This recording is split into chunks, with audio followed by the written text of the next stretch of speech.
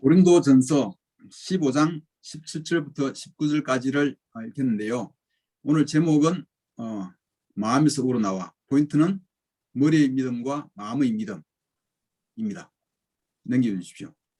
고린도전서 15장 17절에서 19절까지를 읽겠는데요. 우리 강종선 형제가 읽어주십시오. 고린도전서 15장 17절에서 19절입니다. 그리스도께서 살아나지 않으셨다면 여러분의 믿음은 헛된 것이 되고 여러분은 아직도 죄 가운데 있을 것입니다.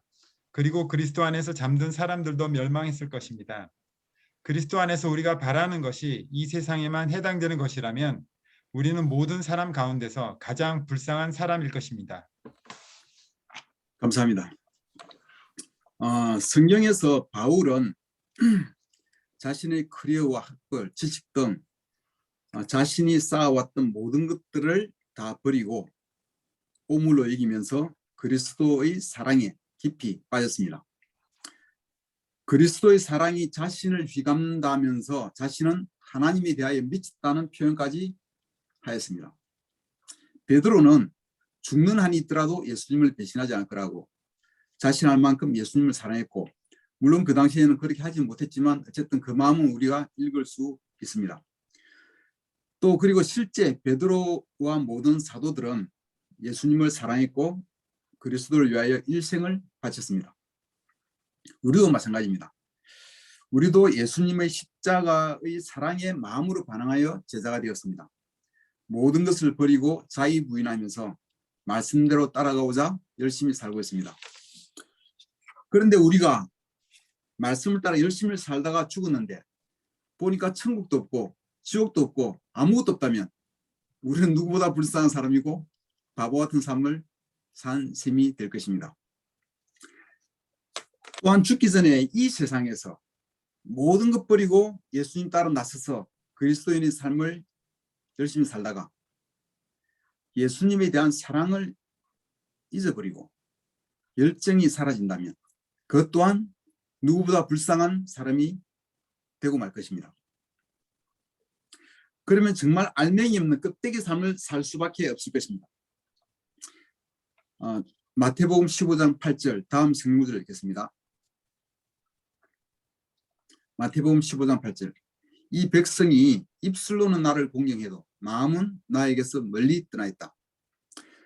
하나님에 대한 마음을 잃어버리고 사람이 만든 교리나 전통만 중요시하던 유대인들을 두고 이사야가 말하였습니다. 위선자들이라고.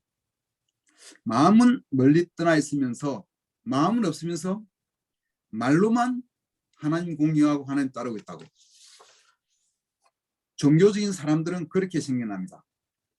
마음이 떠나니까 형식만 남고, 그래서 하나님 따르는 삶은 겉으로 열심히 사는 것 같지만 마음이 없는, 앙코 없는 찐빵. 전에 붕어빵에 붕어가 없다 그랬지만 붕어도 없고 앙코도 없는 거예요. 결혼 생활에서 마음이 식어지면 먹고 자고 출퇴근하고 일상생활은 그대로 있지만 알맹이는 빠지게 됩니다. 검은 머리가 팥뿌리가 되도록 오래 산다고 하더라도 그 삶 안에 마음이 식어버린다면 재미도 없고 사는 의미도 찾을 수 없는 참 불쌍한 결혼 생활을 할 수밖에 없습니다. 제자 삶에서도 마찬가지로 마음이 식어버리면 재미도 없고 의미도 없이 살게 되고 모든 일이 부담이 될 뿐입니다. 누구보다도 불쌍한 삶을 사는 것입니다. 계시록 3장에서는 그래서 라오디게아 교회에 보내는 말씀에서 차든지 듣든지 하라고 하며 계속 미지근하면 입에서 뱉어버리겠다고 주님은 경고하고 있는 것입니다. 다음 성경을 보시겠습니다. 출애굽 25장 1절에서 2절입니다.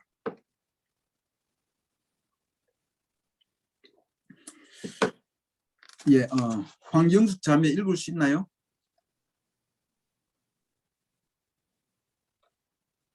안 되면 우리 김흥기 형제가 읽어주세요. 네. 안 되면 주님께서 모세에게 말씀하셨다. 너는 이스라엘 자손에게 말하여 나에게 예물을 바치게 하여라. 누가 바치든지 마음에서 우러나와 나에게 바치는 예물이면 받아라. 감사합니다. 믿음 생활을 두 가지 하는 방법이 있습니다. 첫째는 머리의 믿음으로 믿음 생활을 할 수가 있습니다. 또 하나는 마음의 믿음으로 할 수도 있습니다. 헌금을 할 때 아깝고 하기 싫지만 해야 하는 것을 머리로 아니까 해야 하니까 할 수도 있고, 마음으로 감사함을 담아서 헌금할 수도 있습니다. 광야에서 성막을 짓기 위해서 백성들에게서 예물을 바치게 했습니다. 그리고 마음에서 우러나와 바치는 예물만 받으라고 하였습니다. 현대인의 성경에서는 기쁜 마음으로 바치는 예물이라고 번역되어 있고, 세번역 성경에서는 마음에서 우러나와 바치는 예물로 번역되어 있습니다. 마음으로부터 나온 것이 아니면 하나님께서 받지 않으셨습니다. 하나님은 가장 좋은 것만 받으십니다. 늘 가장 좋은 것을 제물로 바치라고 말씀하셨습니다. 하나님은 무엇보다도 우리의 마음이 담긴 예물, 우리의 마음을 원하십니다.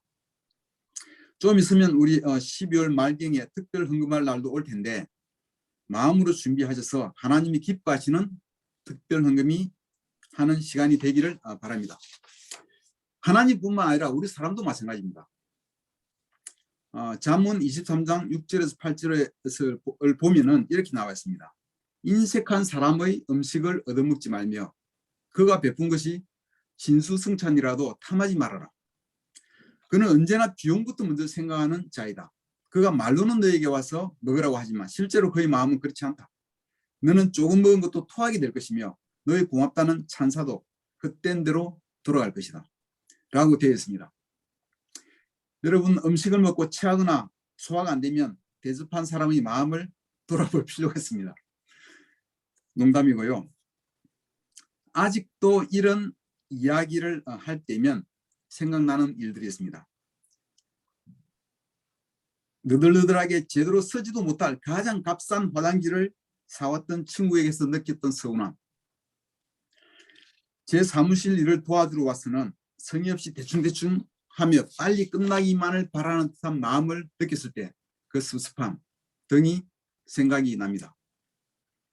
하나님뿐만 아니라 사람과의 관계에서도 마음이 들어가지 않으면 겉도는 관계가 되고 맙니다. 하나님과의 관계에서나 사람과의 관계에서나 우리는 마음에서 우러나는 것으로 만들어 가야 합니다. 헌금뿐만이 아닙니다. 우리의 모든 제자 삶이 마찬가지입니다. 정해진 예배 시간이 있고 정해진 소그룹 모임 시간이 있으니 그냥 가서 예배드리고 모이는 것이 아니라 기쁜 마음으로, 마음에서 우러나온 열정으로 그 일들을 하여야 합니다. 그것이 하나님을 기쁘시게 하는 일입니다.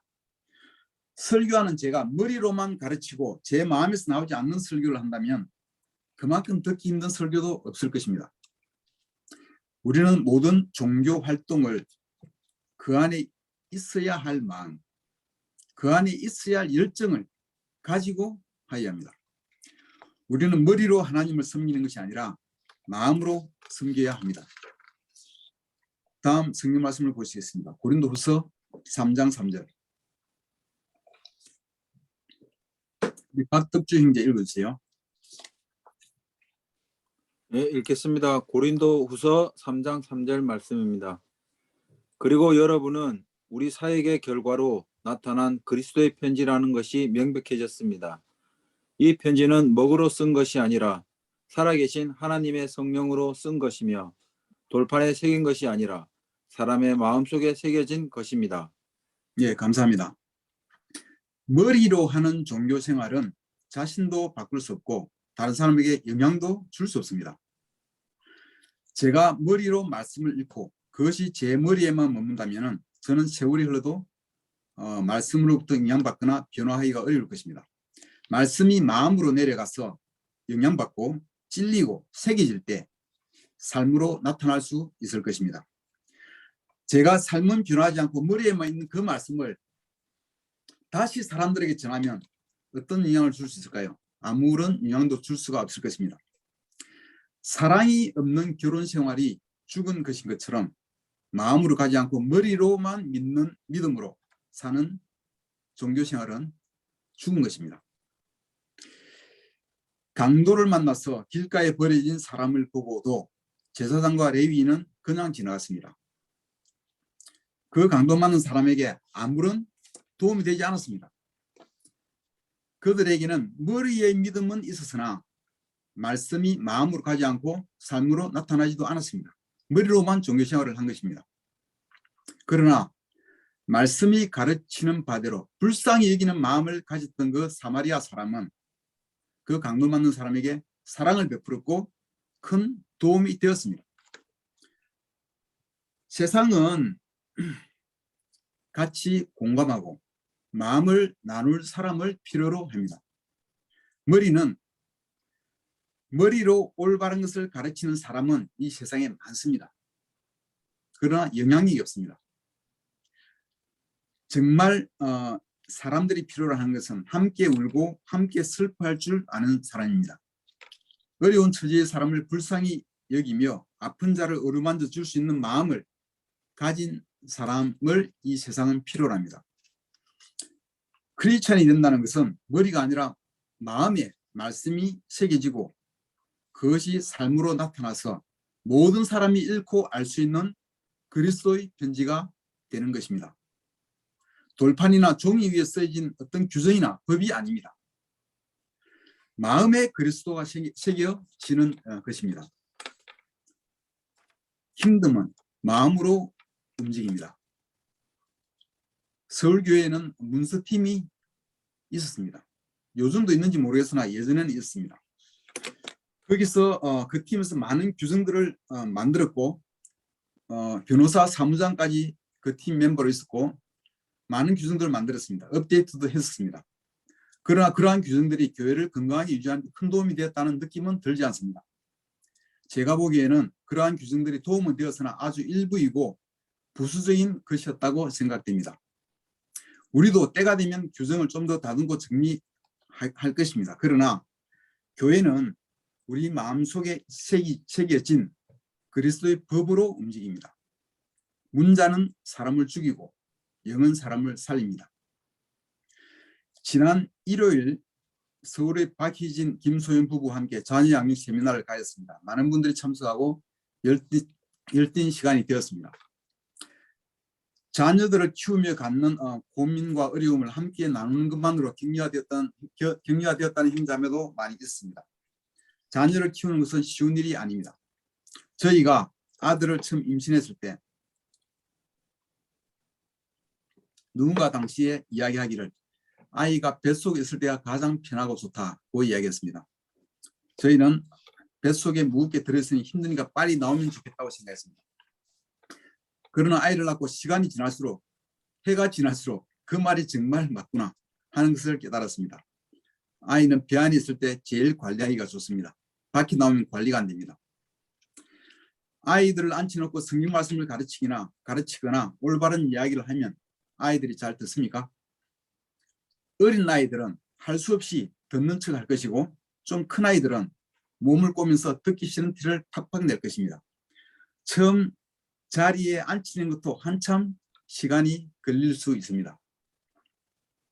아이들을 권위와 규정으로 인도하기는 쉽습니다. 그러나 아이들의 마음을 얻고 친구가 되는 것은 쉬운 일이 아닙니다.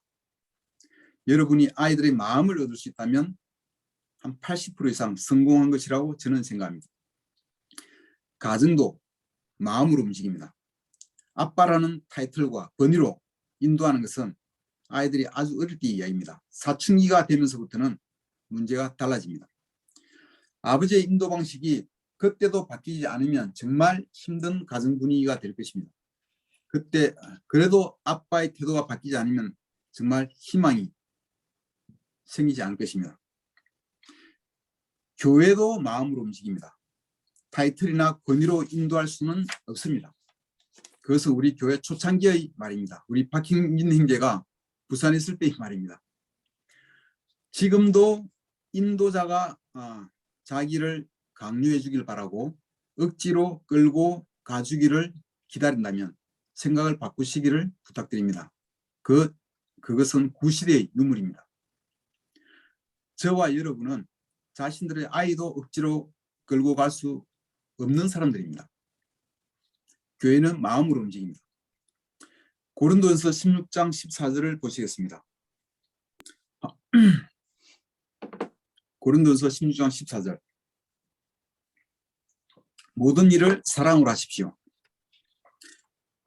제가 부산 처음 내려와서 감명받은 것 중 하나는, 3년 전에 제가 내려와서 감명받은 것 중 하나는, 교회 건물 천정에 누수가 있을 때 여러 명의 형제들이 누가 시키지도 않았는데 자발적으로 천정을 뜯고 옷을 다 뜯어가면서까지 그것을 고치는 모습이었습니다.